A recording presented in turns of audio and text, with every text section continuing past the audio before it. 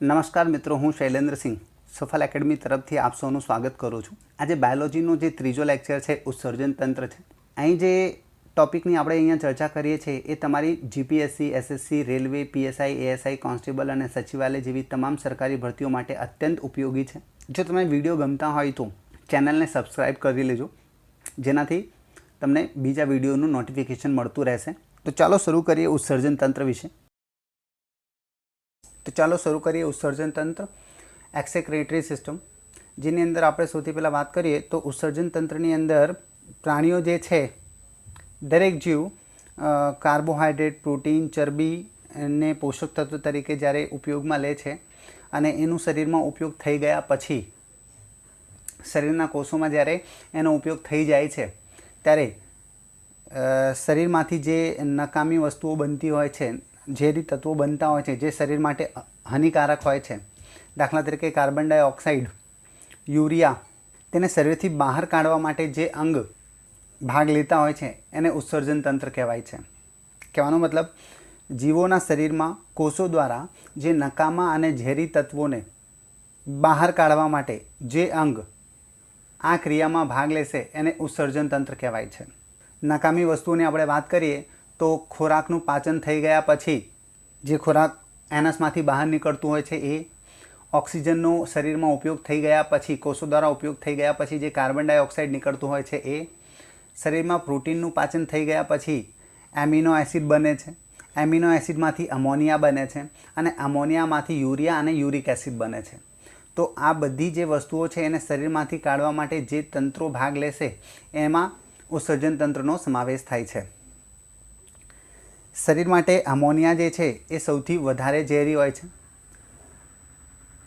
अमोनियानुं जे निर्माण थाय छे प्रोटीननी जैव रासायणिक प्रक्रियाथी नाइट्रोजन ना बनेला अमोनियानुं निर्माण थाय छे अने अमोनियामांथी यूरिया अने यूरिक एसिडनुं निर्माण थतुं होय छे। अमोनियाने शरीरमांथी काढवा माटे बहु वधारे पाणीनी मात्रानी जरूर होय छे। अमोनिया जे छे जे जीवो पाणीनी अंदर रहता होय छे एमनी अंदर वधारे बनतुं होय छे अने ए लोको काढी शके छे, पण आपणा शरीरमां पाणी एटલું બધું होતું નથી એટલે આપણા શરીરમાંથી જે ઝેરી તત્વો નીકળે છે એ યુરિયા સ્વરૂપમાં નીકળે છે। પ્રાણીઓમાં નકામા રસાયણો નીકળવાની પ્રક્રિયા પાણીની માત્રા પર આધાર રાખે છે। જે જીવો પાણીમાં રહેતા હોય છે એમનામાંથી અલગ સ્વરૂપમાં ઝેરી તત્વો નીકળતા હોય છે। જે રણ પ્રદેશમાં રહેતા હોય છે એમાંમાંથી એવા પ્રાણીઓમાંથી અલગ રીતે झेरी तत्वों निकलता होय छे। तो आ रीते जे छे जीवों में उत्सर्जन ने मुख्य 3 भाग में वहेंचवामां आवेलुं छे, जेना विषे आपणे आगळ जोईए। तो 3 प्रकारना जे जीवो बने छे एमां फर्स्ट छे एमनोटेलिक जीव। एमनोटेलिक जीव आवा जीवों में अमोनियानुं उत्सर्जन थाय छे। जे मैं पाछळ वात करी, अमोनिया सौथी वधु झेरी छे અને આના ઉત્સર્જન માટે વધુ પાણીની જરૂર હોય છે અને આવા જીવો પાણીમાં જોવા મળે છે। દાખલા તરીકે માછલી છે, જળચર પ્રાણીઓ છે જે બીજા એ બધા એમનોટેલિક જીવ છે। એમની અંદર જે ઉત્સર્જન થાય છે એ એમનોટેલિક સ્વરૂપમાં ઉત્સર્જન થતું હોય છે। બીજો જીવ આવે છે યુરિયોટેલિક જીવ। આવા જીવોમાં યુરિયાનું ઉત્સર્જન થાય છે અને આ ઓછું ઝેરી હોય છે, અમોનિયા કરતાં ઓછું ઝેરી હોય છે। आना उत्सर्जन माटे ओछी मात्रा में पानी की जरूर होय छे जेटलुं पाणी आपणे उपयोग में लेता होईए छीए। जेनी अंदर उभयजीवी जीव जे पाणी में भी रहता होय छे, दरिया में भी पाणी में भी रहता होय छे अने जमीन पर भी रहता होय छे एवा जीवोनो समावेश थाय छे। अने बीजुं सस्तनधारी जीवोनो बी आमां समावेश थाय छे। एटले सस्तनधारी जीव एटले के मनुष्य छे, प्राणीओ छे, महिला पुरुष छे, बराबर ए बधानो समावेश आमां थई जतो होय छे। अने त्रीजुं आवे छे यूरिकोटेलिक जीव। आवा जीवो जे यूरिक एसिड, जो मनुष्यनी अंदर यूरिया निकळे छे, सस्तनधारी प्राणीओनी अंदर यूरिया निकळतुं होय छे, पण यूरिकोटेलिक जीवोनी अंदर यूरिक एसिड निकळे छे अने यूरिक एसिड जे छे आ सौथी ओछुं झेरी होय छे, यूरिया करતાં बी ओछुं झेरी होय छे अने आवा प्राणीओनी अंदर पाणीनी खूब ज ओછી मात्रामां जरूर होय छे। जे प्राणीओ रण प्रदेशनी अंदर रहता होय छे, जमीननी अंदर रहता होय छे, सरीसृप प्राणी, पक्षी छे, जंतुओ छे, बराबर आवा जीवोनो आमां समावेश थाय छे। तो आ रीते 3 भाग पड़े छे पाणीनी मात्राना आधारे उत्सर्जन तंत्रना एमनोटेलिक जीव, यूरियोटेलिक जीव अने यूरिकोटेलिक जीव। આમાંથી બી બહુ વખત પ્રશ્નો પૂછાયેલા છે.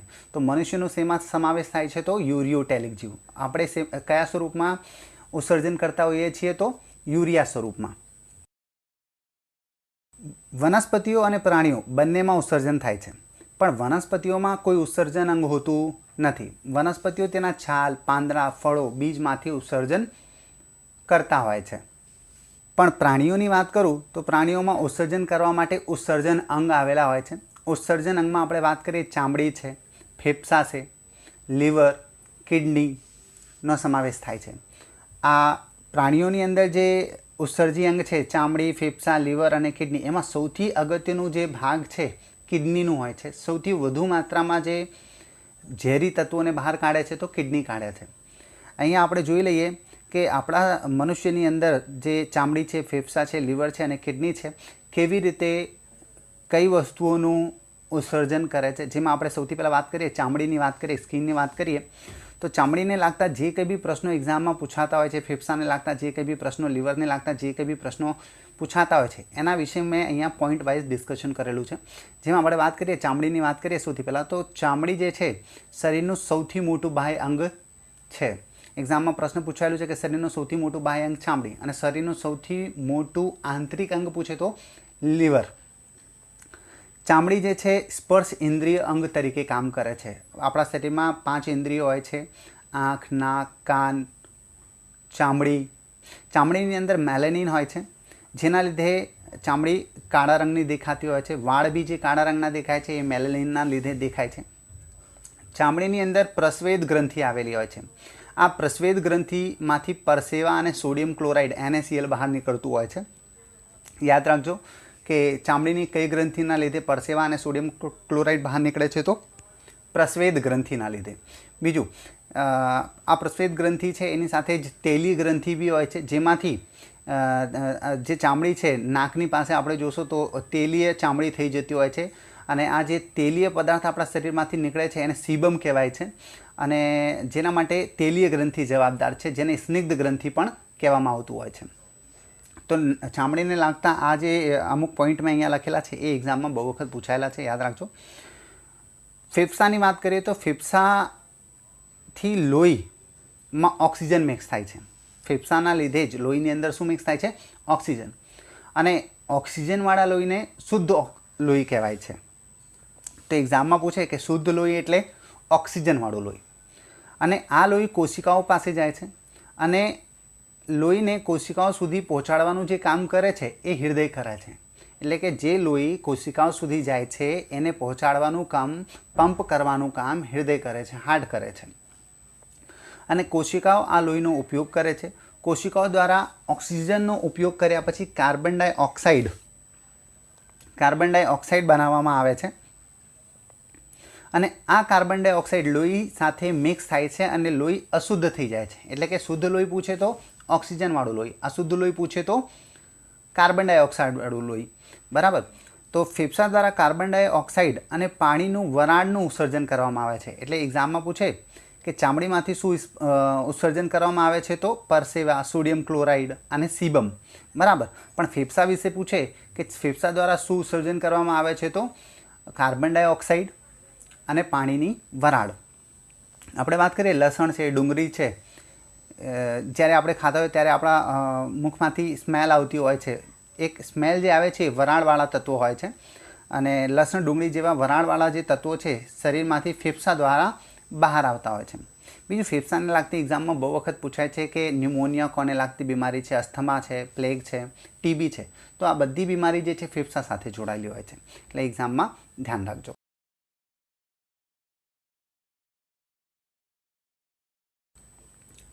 પછી આપણે વાત કરીએ ઉત્સર્જી અંગમાં લીવર આવે છે. લીવર જે છે પ્રોટીનના પાચન થયા પછી, એટલે એક્ઝામમાં પૂછે કે પ્રોટીનનું પાચન ક્યાં થાય છે? તો જઠરમાં થાય છે. અને જેના માટે જવાબદાર છે લીવર.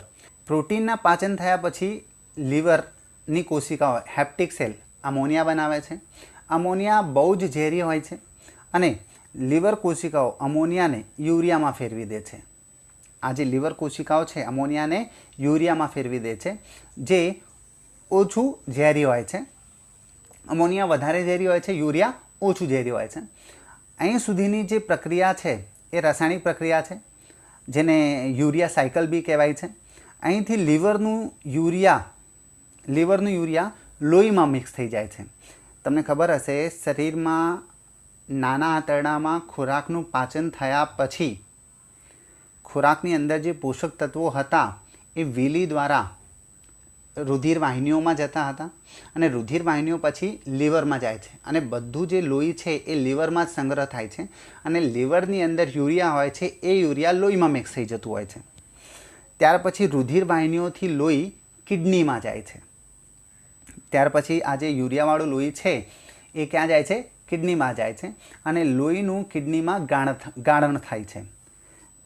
કહેવાનો મતલબ લોહીનું જે ફિલ્ટર કરવાનું કામ છે એ કિડની કરે છે. લોહીને શુદ્ધ કરવાનું કામ ફેફસા કરે છે. ગાળણ કરવાનું કામ કોણ કરે છે? તો કિડની કરે છે. ગાળણની આ જે પ્રક્રિયા છે કિડનીના નાનામાં નાના એકમ નેફ્રોનમાં થાય છે અને આ યુરિયા કિડનીમાં પેશાબ સાથે બહાર નીકળી જાય છે. કહેવાનો મતલબ યાદ રાખજો, લીવરમાં શું બનતું હતું? યુરિયા. અને આ યુરિયા ક્યાં જતું રહ્યું? લોહીની સાથે કિડની પાસે. અને કિડનીની અંદર આનું ગાળણ થયું અને કિડની દ્વારા આ યુરિયાને પેશાબ દ્વારા બહાર કાઢી દેવામાં આવે છે. અને આ સમસ્ત ક્રિયા જે કિડનીની અંદર ગાળણ કરવાની થાય છે એ કિડનીનું જે નાનામાં નાનો એકમ નેફ્રોન છે તેમાં થતી હોય છે. એટલે જ સસ્તનધારી પ્રાણીઓની અંદર ઉત્સર્જન તંત્રમાં જે સૌથી મોટું મુખ્ય અંગ જે છે એ કિડની છે. હવે આપણે કિડની વિશે ચર્ચા કરીશું. કિડની જેને કેવી રીતે કામ કરે છે એના વિશે. વિજ્ઞાનની જે શાખામાં કિડનીનું અધ્યયન થાય છે તેને નેફ્રોલોજી કહેવાય છે. નેફ એટલે કિડની અને લોજી એટલે અધ્યયન. તો વિજ્ઞાનની જે શાખામાં કિડનીનું અધ્યયન થાય છે એને નેફ્રોલોજી કહેવાય છે. અહીંયા ચિત્રમાં તમે જોશો તો માનવની અંદર એક જોડ કિડની હોય છે, જેમાં બે કિડનીઓ કરોડરજ્જુની બે બાજુ આવેલી હોય છે. તમે જોઈ શકો છો કરોડરજ્જુ છે એની બે બાજુ એક કિડની આવેલી છે. અમુક વખત પૂછાય છે કે કિડની ક્યાં આવેલી હોય છે? તો રેટ્રોપેરિટોનિયમની અંદર આવેલી હોય છે એવું બતાવવાનું છે. ઓપ્શનની અંદર હશે. એટલે કે કિડની ક્યાં આવેલી હોય છે? તો રેટ્રોપેરિટોનિયમ. આ જે ભાગ છે આ નાના આંતરડાની પાછળનો ભાગ હોય છે જેને રેટ્રોપેરિટોનિયમ કહેવાય છે. ત્યાં કરોડરજ્જુ બી આવેલી હોય છે. અમુક વખત એક્ઝામમાં પૂછાય કે કિડનીનું આકાર જે છે કોના જેવું હોય છે? તો કાજુ જેવું અથવા તો વાલના દાણા જેવું હોય છે. કિડનીનો રંગ ઘેરા કથ્થઈ રંગનો હોય છે, રેડિશ, ડાર્ક રેડિશ કલરનો હોય છે, ઘેરો કથ્થઈ રંગ. કિડનીનું વજન 120થી 170 ગ્રામ જેટલું હોય છે. સરેરાશ પૂછે તો 140 ગ્રામ કહેવાનું છે. એક કિડનીની વાત કરું છું. એક કિડનીની જે લંબાઈ છે એ 12 થી 14 સેન્ટીમીટર હોય છે. જેવું શરીર હોય, જે વ્યક્તિનો જેવું શરીર, નાનો વ્યક્તિ હશે તો એમાં લંબાઈ ઓછી હોઈ શકે છે. હું વયસ્ક વ્યક્તિની વાત કરું છું. પહોળાઈ 6 સેન્ટીમીટર હોય છે અને જાડાઈ થિકનેસ જે છે કિડનીની એ 3 સેન્ટીમીટરની હોય છે. તમે અહીં કિડનીમાંથી જોશો તો અમુક નસો નીચે સુધી ગયેલી છે, એને મૂત્રવાહિની કહેવાય છે. જો કિડનીને મૂત્રપિંડ કહેવાય છે, એમાંથી જે આ જે લાલ કલરની નસ ગયેલી છે, નળી જે ગયેલી છે એને કહેવાય છે મૂત્રવાહિની. અને આ મૂત્રવાહિનીમાંથી પેશાબ મૂત્રાશયમાં એકત્રિત થાય છે નીચે. અને આ મૂત્રાશયમાં એકત્રિત થયા પછી પેશાબ મૂત્રમાર્ગના રસ્તે બહાર આવતું હોય છે. તો આ જે આકૃતિ છે એના વિશે આગળ બી આપણે વિસ્તારથી ચર્ચા કરીશું લાસ્ટમાં. બીજી અમુક વાતો કરી લઈએ તો જે જમણી બાજુનું જે કિડની છે એ ડાબી બાજુની કિડની કરતાં સેજ નીચે આવેલી હોય છે. કેમ કે જમણી બાજુ લીવર આવેલું હોય છે. લીવર જે છે આપણા શરીરમાં જમણી બાજુ આવેલી હોય છે અને લીવરથી નીચે શું આવેલી હોય છે? જે કિડની છે જમણી કિડની, બરાબર, એ ડાબી કિડની કરતાં નીચે હોય છે. બીજું જે જમણી બાજુની કિડની છે એનું આકાર બી કેવું હોય છે? નાનું હોય છે. એક્ઝામમાં પૂછે કે જમણી કિડની નાની છે કે ડાબી, તો શું બતાવવાનું છે? જમણી કિડનીનું આકાર કેવું હોય છે? નાનું હોય છે અને ડાબી બાજુની જે કિડની છે એનું આકાર કેવું હોય છે? મોટું હોય છે. કિડનીના જે છે બે ભાગ છે. અંદરનો જે ભાગ છે એને મેડુલા કહેવાય છે અને બહારના ભાગને કોર્ટેક્સ કહેવાય છે. કોર્ટેક્સ અને મેડુલા વિશે આપણે વાત કરીએ તો આગળ વિસ્તારથી ચર્ચા કરીશું. આ આપણા શરીર માટે કેવી રીતે ઉપયોગી છે, પણ અહીંયા ઉત્સર્જન તંત્રના વિષયમાં આપણે વાત કરી રહ્યા છીએ તો અત્યારે વધારે પડતું જે ફોકસ છે ઉત્સર્જનને લઈને રાખીએ. અહીંયા કિડનીની અંદર 10 લાખ જેટલી નળીઓ આવેલી હોય છે. એ કિડનીની અંદર હું વાત કરું છું તો આવી રીતે 2 કિડનીની વાત કરું તો 10 લાખ એટલે 20 લાખ જેટલી નળીઓ આવેલી હોય છે અને આ નળીઓને નેફ્રોન કહેવાય છે. બાજુના ચિત્રમાં તમે જોઈ શકો છો આ નળી જેવું આકાર દેખાઈ રહ્યું છે, બરાબર. તો આ જે કિડની છે આ નળીઓથી બનેલી છે અને આ નળીઓને નેફ્રોન કહેવાય છે. અને તમે ચિત્રમાં જોશો તો આ જે નેફ્રોન છે એનો અમુક ભાગ કોર્ટેક્સમાં છે અને અમુક ભાગ મેડુલાની અંદર છે. તો એક્ઝામમાં પૂછે કે નેફ્રોન ક્યાં આવેલું હોય છે તો યાદ રાખજો કોર્ટેક્સ અને મેડુલા બંનેની અંદર આવેલું હોય છે. ઉપરનો જે ભાગ છે નેફ્રોનનો એ કોર્ટેક્સમાં અને નીચેનો ભાગ મેડુલાની અંદર આવેલું હોય છે. નેફ્રોનની વાત કરી લઈએ તો નેફ્રોનની અંદર આગળની તરફ એક નાની વાટકી જેવી રચના હોય છે જેને બોમેન્સ કેપ્સ્યુલ કહેવાય છે અથવા તો બોમેન કોથળી પણ કહેવામાં આવતું હોય છે.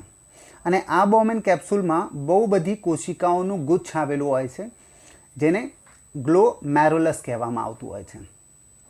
આ ગ્લોમેરુલસ કેવી રીતે બને છે એના વિશે હું આગળ ચર્ચા કરીશ તમારી જોડે. ગ્લોમેરુલસ છે એની અંદર 2 પ્રકારની ધમનીઓ હોય છે, 2 પ્રકારની ધમનીથી બનેલું છે.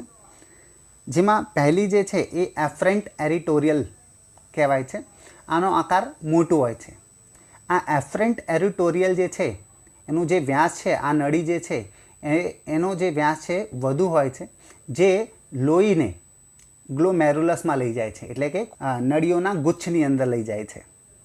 આ જે નળીઓની ગુચ્છ જે છે એ કેવી થઈ જાય છે? પાતળી થઈ જાય છે.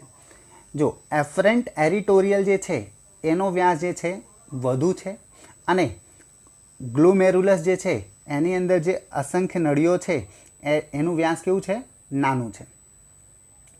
જ્યારે મોટી નળીમાંથી લોહી નાની નળીઓમાં જાય છે અને ઝડપ વધારે પ્રેશરના લીધે વધારે વ્યાસના લીધે નાના વ્યાસમાં જ્યારે લોહી આવતું હોય છે ત્યારે એક દબાણ ઉત્પન્ન થાય છે અને આ દબાણના લીધે લોહી ઝડપથી પસાર થાય છે. ઝડપથી પસાર થવાના લીધે નાના નાના જે સૂક્ષ્મ કણો છે એ ફિલ્ટર થઈ જતા હોય છે. મોટા સૂક્ષ્મ કણો આગળ વહી જતા હોય છે.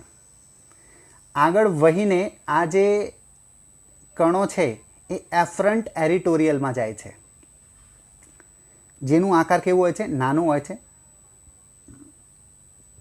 જેના દ્વારા લોહી ગ્લોમેરુલસમાંથી પાછું બોમેન્સ કેપ્સ્યુલના પાછળની નળીવાળા ભાગમાં લઈ જવામાં આવે છે. ધ્યાન રાખજો નેફ્રોનના 2 ભાગ છે, એક આગળનો ભાગ અને પાછળનો ભાગ. આગળનો જે ભાગ છે એ બોમેન કેપ્સ્યુલ્સનો છે અને પાછળનો જે ભાગ છે એ નળીવાળો છે, બરાબર. આના વિશે આગળ વિસ્તારથી ચર્ચા કરીશું. જો અહીંયા કિડની કેવી રીતે કામ કરે છે એના વિશે જાણી લઈએ તો કિડનીનું કામ જે છે લોહીને ફિલ્ટર કરવાનું છે, જેના વિશે મેં ઉપર થોડી વાત કરી દીધી છે કે એફરન્ટ એરિટોરિયલમાંથી લોહી ગ્લોમેરુલસમાં જાય છે.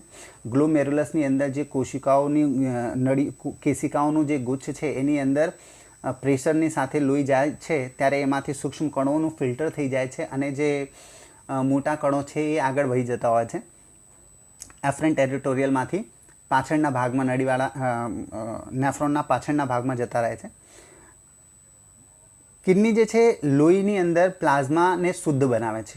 લોહીની અંદર જે પ્લાઝમા છે એને શું કરે છે? કિડની શુદ્ધ બનાવે છે. જ્યારે લીવરનું યુરિયાવાળું લોહી રુધિર વાહિની સાથે કિડનીમાં જાય છે ત્યારે લોહીનું કિડનીમાં ગાળણ થાય છે અને આ ગાળણની જે પ્રક્રિયા છે કિડનીના નાનામાં નાના એકમ નેફ્રોનમાં આગળ અને પાછળના ભાગમાં 3 રીતે થાય છે. કેવી રીતે થાય છે? જેમાંથી ઉપર થોડી વાત કરી દીધી છે, વધારે વિસ્તારથી વાત કરીએ આપણે. જો નેફ્રોનના આગળના ભાગમાં બોમેન કેપ્સ્યુલ્સમાં લોહી એફરન્ટ એરિટોરિયલથી ગ્લોમેરુલસ કેશિકાઓના ગુચ્છમાં જાય છે, જે મેં પાછળ વાત કરી છે. ત્યાં દબાણના લીધે લોહીમાં રહેલા નાના કણો કેવા? Glucose, urea, NaCl, vitamin B અને સી અને પાણી એફરન્ટ એરિટોરિયલથી પસાર થવાના લીધે ગાળણ થાય છે. કેમ કે એફરન્ટ એરિટોરિયલ જે છે એનો આકાર મોટું છે અને ઇફરન્ટ એરિટોરિયલ જે છે એનો આકાર નાનું છે. જ્યારે મોટા આકારમાંથી નાના આકારમાં વસ્તુ જાય છે ત્યારે એક પ્રેશર ઉત્પન્ન થાય છે, જેના લીધે વસ્તુઓ ફિલ્ટર પામે છે, ગાળણ પામે છે. અને જે વસ્તુઓ ફિલ્ટર પામે છે એ બોમન કેપ્સ્યુલમાં આવી જતી હોય છે. એટલે વાત કરીએ તો 99% જે વસ્તુઓ છે એ ફિલ્ટર થઈને બોમન કેપ્સ્યુલમાં આવી જતી હોય છે. અને આ પ્રક્રિયાને અલ્ટ્રા ફિલ્ટરેશન કહેવાય છે, નિસ્પંદન બી કહેવામાં આવે છે. તો યાદ રાખજો, અલ્ટ્રા ફિલ્ટરેશનની જે પ્રક્રિયા છે એ ક્યાં થાય છે? તો બોમન કેપ્સ્યુલમાં થતી હોય છે. આ બહુ ઇમ્પોર્ટન્ટ લાઇન છે, એટલે મેં આ વસ્તુ હું ફરીથી અહીંયા એટલે જ બતાવું છું. બીજું જે ભાગ છે ફિલ્ટર થવાનું, ગાળણ થવાનું, એ નેફ્રોનના પાછળના ભાગમાં થાય છે. જો નેફ્રોનના પાછળના ભાગમાં નળીઓ દ્વારા 99% પાણી અને બીજા નાના ઉપયોગી કણોને ફરીથી શોષી લેવામાં આવે છે અને 1% જેટલું પાણી અને વધુ માત્રામાં યુરિયા પેશાબ સ્વરૂપે સંગ્રહક નળીમાં સંગ્રહ પામે છે. આના વિશે હું વિસ્તારથી ચર્ચા કરું છું. આગળ જોઈ લો. સંગ્રહક નળીમાં પેશીઓ દ્વારા અમુક માત્રામાં અમોનિયા અને યુરિયા ફરીથી નેફ્રોનમાં છોડવામાં આવે છે, જે શરીર માટે હાનિકારક હોય છે. અને આ પ્રક્રિયાને ટ્યુબ્યુલર સિક્રેશન અથવા તો નળીમાં સ્ત્રાવણ પણ કહેવાય છે. અહીંયા બે પ્રક્રિયા થઈ છે. બીજા નંબરની અને ત્રીજા નંબરની આપણે પ્રક્રિયા વાત કરીએ તો એકમાં શું થાય છે કે બોમન કેપ્સ્યુલની અંદર જે વસ્તુઓનું ગાળણ થયું છે એ નેફ્રોનના પાછળવાળા ભાગમાં ગયું અને નેફ્રોનના જે પાછળવાળા ભાગની અંદર જે વસ્તુઓ ગઈ હતી એમાંથી 99% જે ભાગ છે આ નળીની અંદર શોષાઈ ગયું છે અને 1% જે ભાગ છે એ પેશાબ બનેલું છે. અને આ જે પેશાબ છે સંગ્રહક નળીમાં સંગ્રહ થયું છે. યાદ રાખજો, એક્ઝામમાં પૂછાય કે પેશાબ ક્યાં સંગ્રહ પામે છે? તો સંગ્રહક નળીમાં. બીજું, જ્યાં પેશાબ સંગ્રહ પામે છે ત્યાં જ એક બીજી પ્રક્રિયા થાય છે.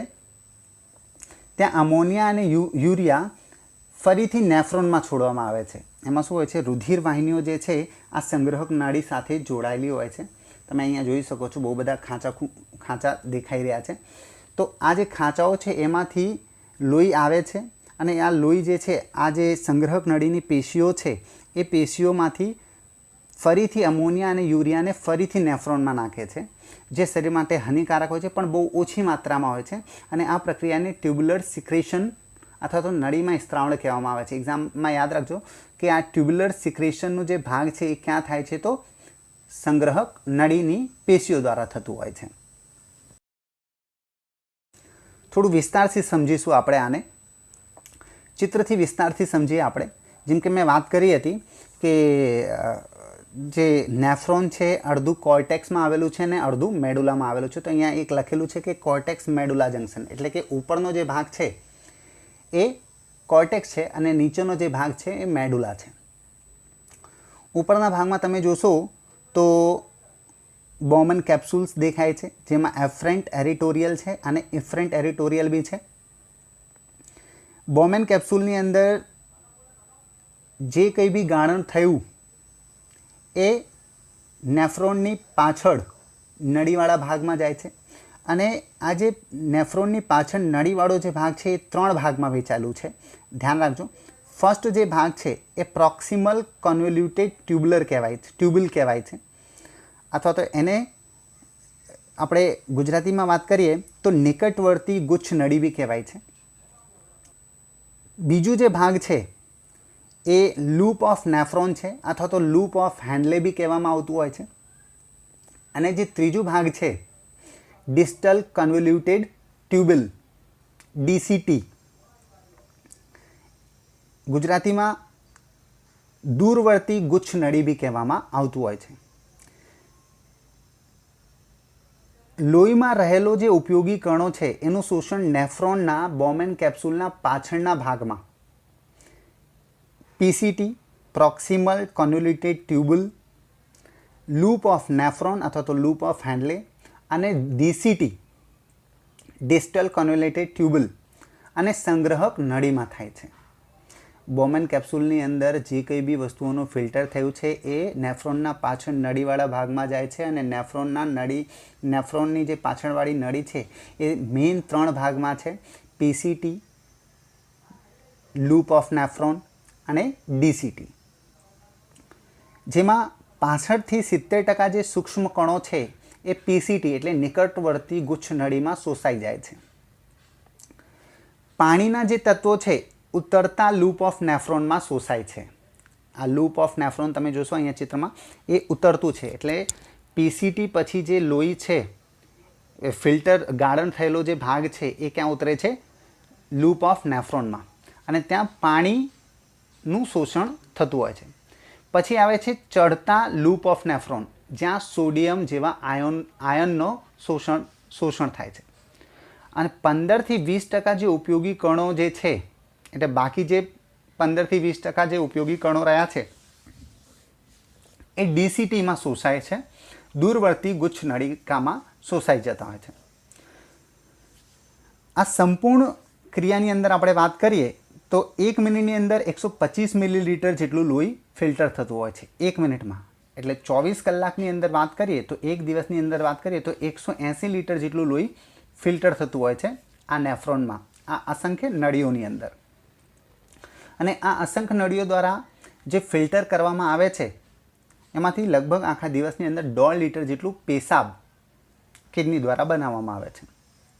પેશાબની અંદર આપણે વાત કરીએ તો 95% પાણી હોય છે, 2% મિનરલ્સ હોય છે અને 2.7% યુરિયા અને 0.3% યુરિક એસિડ હોય છે.